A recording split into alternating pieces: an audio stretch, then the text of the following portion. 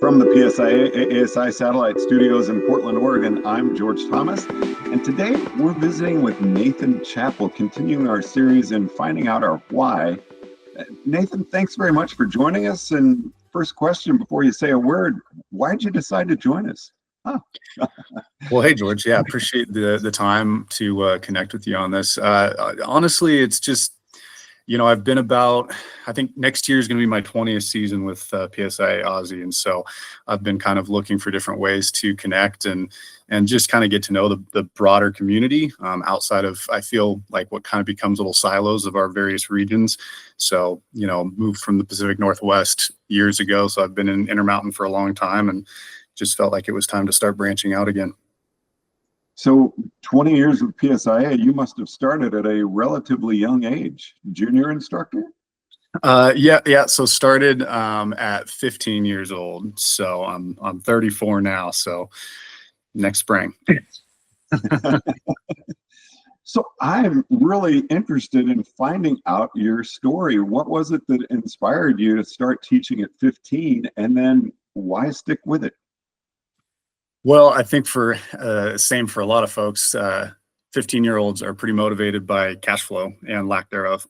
So basically I'd started skiing, I think around 8, and then started snowboarding at 12. And by the time I hit 15, now this was with Bacs, which, if you're unfamiliar with them, it's a concession ski school that is run through the Boeing Athletic Club. So my dad was working for Boeing at the time, and amazing opportunity. I mean, to learn through a nonprofit that's run by Boeing engineers. It's about as technical as you can get on skis. And if any of those guys are watching, huge shout out to Bacs for everything that they do. But so I've been learning through them. And by the time you hit 15, you're able to start teaching. So my dad basically said to me, well, you're old enough to start teaching. I'm not paying for your, lift tickets anymore. You can get a discounted one and then pay for it through teaching. So I said, oh, okay. And then it became a really cool experience where my dad and I got to share that. So we started teaching together and going up to the mountain every single weekend. They had this little lodge with just pretty fun shag carpet upstairs, and just, it was a total throwback. And I would just sleep on the floor of that lodge, and I would go up there every single weekend. It was my chance to disconnect from school and all the other things that, my teenage friends were doing. And I got to go spend every weekend sleeping on the floor of the lodge. So it quickly became the motivation of money, of saying, oh, well, I got to pay for myself to keep doing this, to, just the connections that I was developing up there with all the other instructors and the students. And, my first class was 16 kids, around me with all the parents watching. And I was 15, years old myself. And it was, I'm still teaching after that. I've watched so many deer in the headlights situations with other instructors, and it's like, you know what? That's a fun scenario if you actually take that for what it is. So yeah, it became that. It became about connections. And then as you developed, and what was your track through PSIA? When did you decide to start getting certified and things like that? Well, this was, again, where I've got to credit Bacs, is they were very, very certification focused ski schools. So it was basically not optional. It was like, oh no, you're gonna get certified, and it was an amazing process. I mean, the way that the Northwest worked up there at the time, and I think it still kind of does in some ways, is you would have an on-staff examiner or somebody who would come in, and you would basically they would collect cash from you to pay for it. They would fill out a form, and then they would mail it in or take it to the office. So you could run level ones pretty pop-up. And so that's kind of what Bacs would do. They'd get together enough people, and they'd call one of the examiners and say, hey, we've got an exam group for you. They'd come out, they'd take our cash or checks or whatever, and then they would just do the paperwork on the back end. So that's how I got my level 1, was jumping in with a group that they had scheduled something. And I want to say, who ran our level 1? It might have been Rourke Congdon, who ran our level 1 all those years ago, but it was either him or, well, there's a couple of them, but anyway. So yeah, it was very pop-up, but I just started because it was something that you were supposed to do. And then I realized that I really enjoyed the process. I liked distilling teaching and communication and the skill set that I was developing anyway through lessons I liked developing that through the structure that was PSIA-AASI. And the people that I met were fantastic. It allowed me to start traveling at a way earlier age than I would have been able to afford otherwise.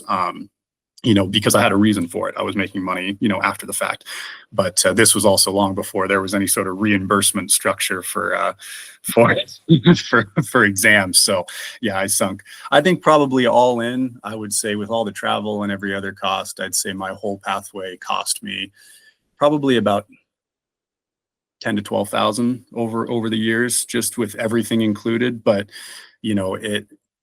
it took me about 6 years to get through from level 1 to 3. And then I got my level 1 ski the same year I got my level 3 snowboard. And that was 12 or 13 years ago now.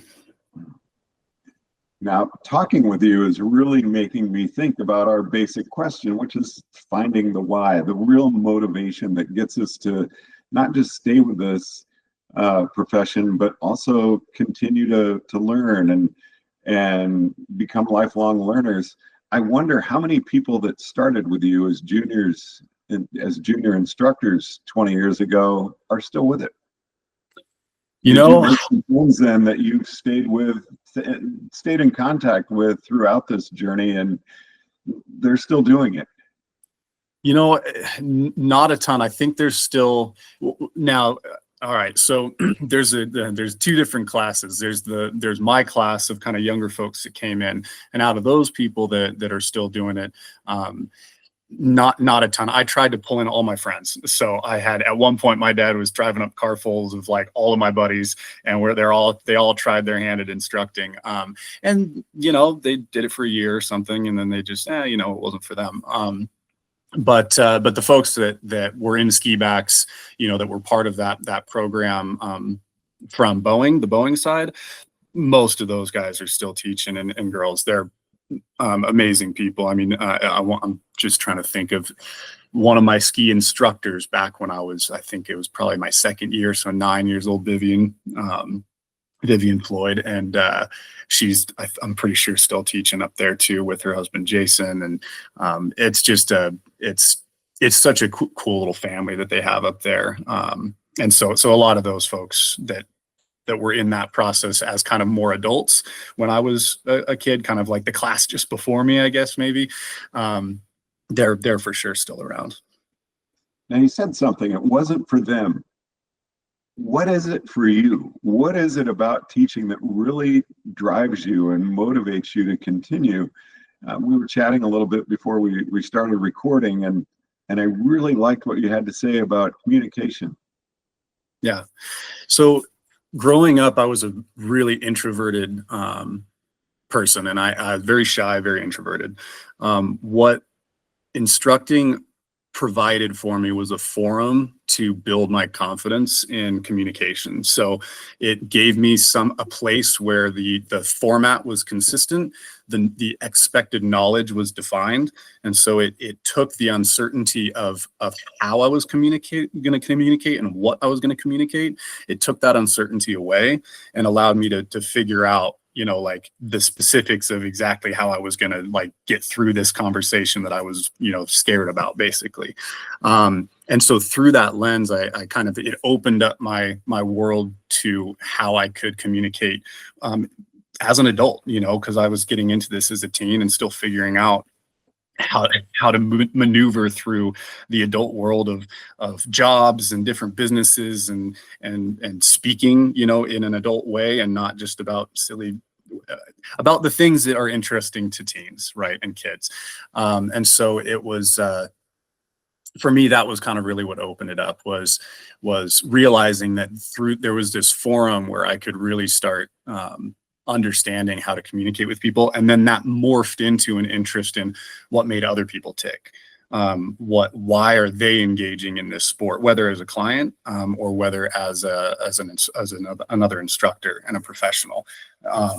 And so for me, it's morphed into that, where it's an interest now in others, and what motivates them to slip around on snow in the way that we do. And I think I've learned so much about different people, and every client is fascinating and interesting in their own way, their own motivations, and I think that's where PSIA-AASI's strength is a student-centered teaching system compared with other, global entities that do similar things, is that the heart of what we do is focused on them, on the client, on somebody that's participating. And I think that you feel that through our certification process as well, that we care about who you are coming into this system and what you bring to PSIA and AASI through that process. And I think some of these changes that have been going on nationally have been really, really helpful. And looking at it from an examiner point of view for the past 8 years, it really started showing some cool techniques and tactics. I mean, I've seen some of the best teachers I've ever seen from level 2 and level 3 candidates since we switched over into this newer kind of basically defining people skills as part of our criteria. So I've been really excited to see that, and the interactions I've had with people have been so much more pursuant to the why that you're talking about, just through the national certification process now because of how we define it.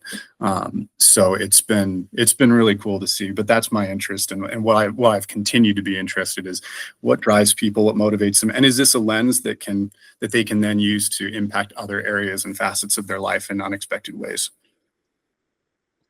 And where are you in teaching right now? You're 34, you've got a lifetime ahead of you. Where do you see yourself going with PSIA in the future? Yeah, it's come up a lot. There was a period of time where I thought I wanted to go on the national team track. I was encouraged to do it by various people. Eric Rolls is a good friend, and he's pushed that in various ways. Jess King is another guy who's very influential here in the Intermountain region, and has been an amazing friend through the whole process since I've gotten started with things, at least in this region.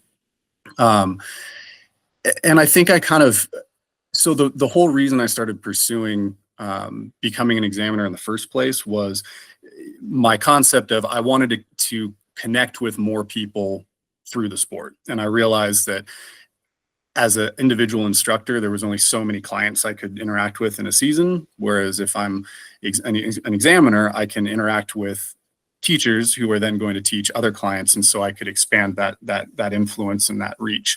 And I could get a better sense and a wider and broader sense of why people were involved in the sport in the first place. So that was my motivation for becoming an examiner, was, how can I connect with more instructors and get to know more people in this industry.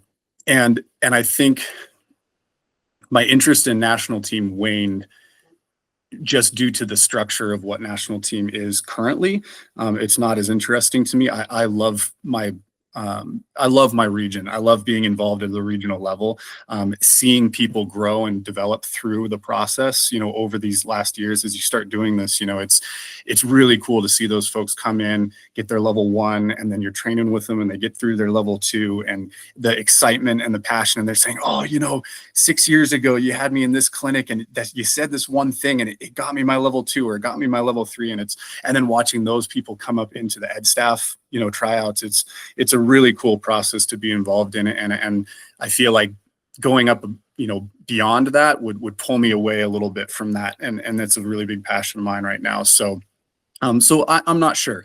And this is part of why I wanted to kind of get more involved with this type of communication and conversation. And so again, appreciate the invite to do this, is trying to kind of test the waters and see, is there a way that I can get back into this as a full-time career path? During COVID is when I pivoted, and I'm in luxury hospitality now, but it's, the days that I spend up at Snowbird, where I currently am back to teaching part-time, those are my favorite days of the week. I'm smiling the whole time. I'm interacting with friends and people I consider family now. It's those are what the days that I live for every year, is being back up with people on snow, slipping around and just being silly, and dealing with the wind and the snow, and helping kids rough it out for the first time in their lives, getting to feel like they're a survivor for the first time. It's a really cool thing to watch and be a part of. Quick moment here. Did you know that you could support the future of snow sports education through a gift in your will or estate? Legacy giving to the PSIA-AASI Education Foundation helps create lifelong opportunities for instructors. Learn more by dropping down the About tab on the snowpros.org. Do you notice any kids, young people, where you're like, I see a future Nathan right here. This young person could become a great junior instructor, and I want to see them develop. I mean, instructor, snowboarder in general. There's this a vivid memory that I have of this girl. I think she was 11 years old, and first time snowboarding. She was in a school program, and this was several years ago when I was full time at Snowbird, and it was I get assigned to the school program. This little girl comes in, and she'd never snowboarded before. And we get snowboarding, and she was just phenomenal. I mean, picked it right up and so engaged, that perfect, inquisitive, but willing to try. And I remember at the end of that, it was just about, I think it was like a 2-hour program. So it was really, really quick. And I remember sitting down, her mom was one of the chaperones, and I go, please, you've got to get her in one of our coaching programs, get her with Team Utah, get her with somebody who can help develop this talent. And the hardest thing for me was watching her mom kind of waffle on it and go, I don't know, this was just for the day. And watching that little girl's face as she was just kind of like, just crushed, because she had just experienced something that was, for her at that point, it was a totally different, life-changing experience for her. So I've been on that side of it and seen that and dealt with that frustration as an instructor, watching somebody's passion develop and then ebb because of, something out of their control potentially. And then also I've seen so many instructors that I've tried to then foster. I think, if Gus Klein is watching this at all or listens to this at all, she was one of the ones that right from the beginning when she started out and was getting her level 1, I was like, oh, Gus is going to be great. She's going to be fantastic. And I think we're right now, I think, trying to push her to do the ed staff tryouts, because she got her 3 and she's training at Park City now, and she's fantastic. And so folks like that, I love watching people come through the program but for their own reasons, right? No one's going to come in and have the same motivation as me. And so it's about me figuring out what that motivation is so I can foster. And maybe it doesn't, maybe that motivation ends at level 2, right? And that's okay. My dad is a great example. I love my dad. He got me into this, right? He's the reason I'm here in a lot of ways, but the more ways than one. But he got his level 2, and I went on to pursue more. And I think he tried his 3 maybe once or twice, but he likes the training for it, and he loves where he's at with his skiing and where he's at with his teaching, and that's great for him, And so I think there's a lot of people that also, it's part of what we do to help them realize where their motivations can take them and where they maybe can't as well, because it's just as detrimental to focus yourself on a goal that's unachievable and that's actually not making, when you realize that you're not having fun anymore. I went through that too. I went through a period where I was not having fun teaching anymore, and I realized what was going on, and the big shift I made was going back to Snowbird. And then it was like, this is why I love it again, interacting with different people, just changing the environment, realizing, no, it wasn't me that was kind of falling out with instructing permanently. I was just in a weird place in my life, and instructing was actually still the thing I needed to do to get through that. So. Love what you just said. And I'm wondering if in conclusion, you might have some words for someone who's maybe a little on the fence. I've got my level 1, I'm thinking of level 2, but I don't know if I've got the time to really dedicate to put into making that effort where I can go in with some confidence. Same with level 2 to level 3. Anything like that. What would you say to someone who's, again, on the fence but really wants some words of encouragement?